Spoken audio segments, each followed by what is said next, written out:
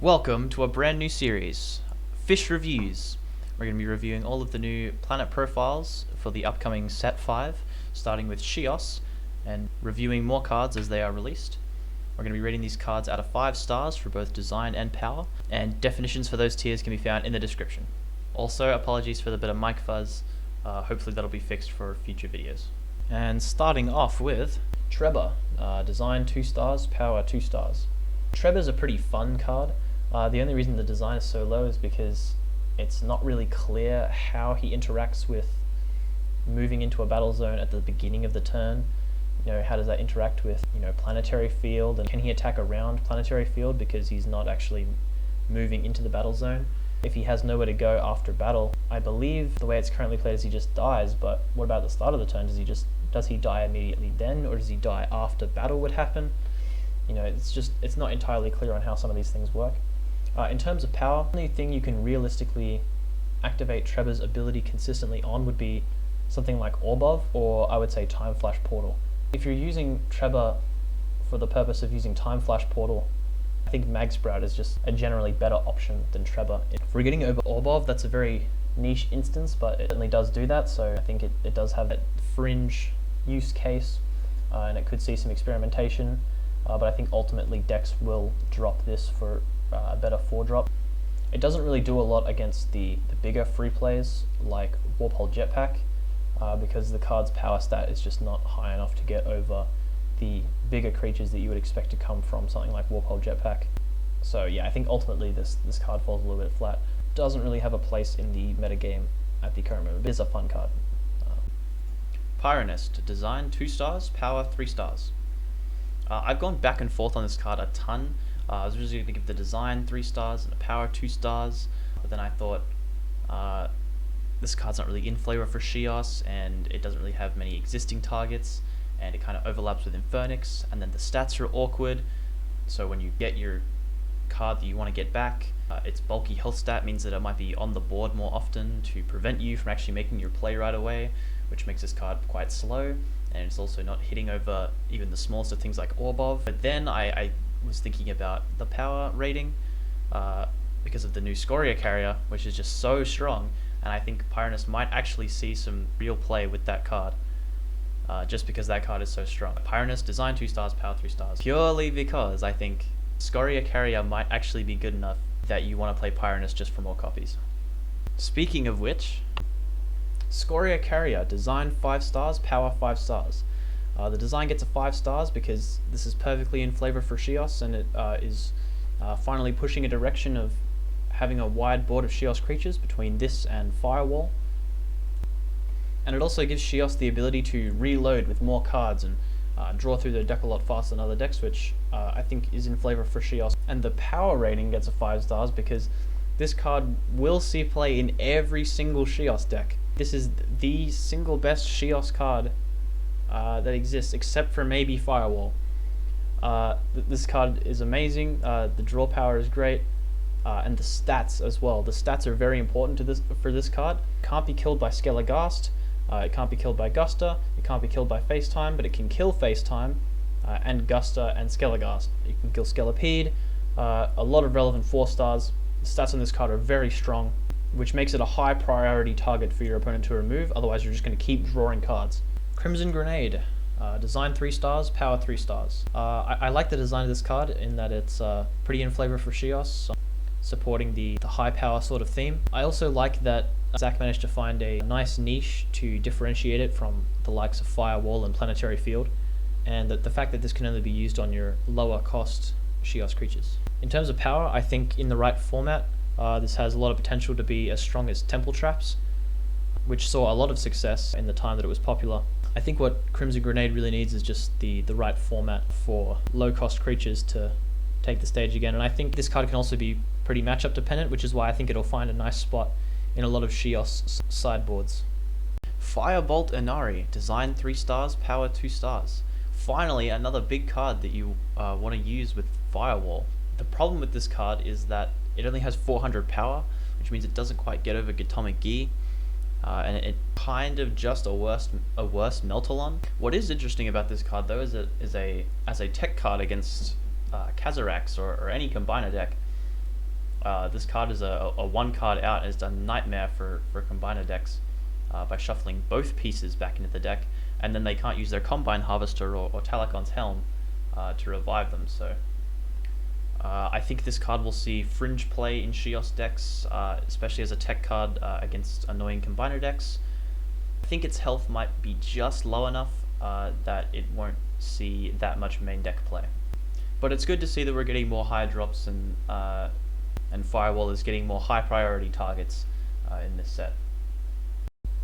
One of your new cards that you might want to saving your Firewall for is MouthMouthMouthMouthMouthMou. Design 5 stars, power 4 stars. The design on this card is great. It can attack multiple times, which is already a great quality for a card, and it's perfectly in flavor for Sheos, being so combat and battle focused. But then its attacks that it gets scales throughout the game, which means it's not just going to be a real pain in the early game. It's also finally breaking the stigma that higher cost creatures have to be exactly within the combined stats divided by 100 equal stars format. This card breaks that by going above to 20 total stats above, while also having an ability, completely trumping Gigantros. This card will be a little bit like a miniature Cerberam for Sheos, able to clear the board, and sometimes even get in for extra face damage. And then in the late game, just drop your Mouth and swing for 9 points to the face.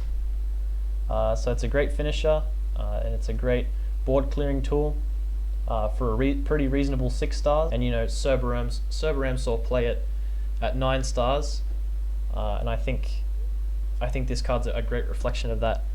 Love this card. Wick, design 1 star, power 1 star. I think Zach went a little cautious on this card, being that it does free play a creature from deck, which is a very powerful ability, and it's good to be cautious with effects like these, because they can get out of hand very quickly. But Wick being a 3 star with 110 power, 110 health is just crazily understated, and you would never want to play this creature as a normal creature. So you have to think that you always want to play Wick for its ability, right? But let's think about how consistently we're going to be able to get Wick's ability. So you have to draw it through card draw. There you can potentially use Pyronist to set it back to the top of your deck, and then draw it that way. But then if you think about jumping through these hoops to activate this ability, what are we really getting? We're probably playing about a Meltalon. Because I imagine Meltalon is probably the highest priority target for this card. Sometimes it's a 4 star. Sometimes you're not even going to have the empty zones to actually play your free creature, and in the more likely chance that you just draw this card naturally, or it starts in your opening hand, it's really bad. It's quite terrible. This general weakness of the card is not justified by the ability whatsoever, and I think this card wants to play. Staruken, design 1 star, power 1 star. There seems to be a general issue with these star gaining cards. They're all generally pretty weak and underpowered. This is most comparable to Star Dealer, but I think this is actually worse than Star Dealer, mainly because Star Dealer is actually more guaranteed to go off than Staruken, because when you play this card to generate a lot of stars on a turn when you kill a lot of things or you kill something really big, your opponent can just play Planetary Field, and then you're really sad, and then you just played a 1 card do nothing. And you might say, well, if that baits out their Planetary Field, that's great. Planetary Field's like one of the best cards in their deck. But the problem with that is you only really want to play Staruken on a turn where you're killing a lot of things or something really big. And so Planetary Field is more likely than not actually getting value from the attack anyway. It's not like you're baiting it out, you're just giving their Planetary Field more value and putting yourself further behind in card advantage. So just play Star Dealer 1 star. Macrabablab, design 2 stars, power 2 stars.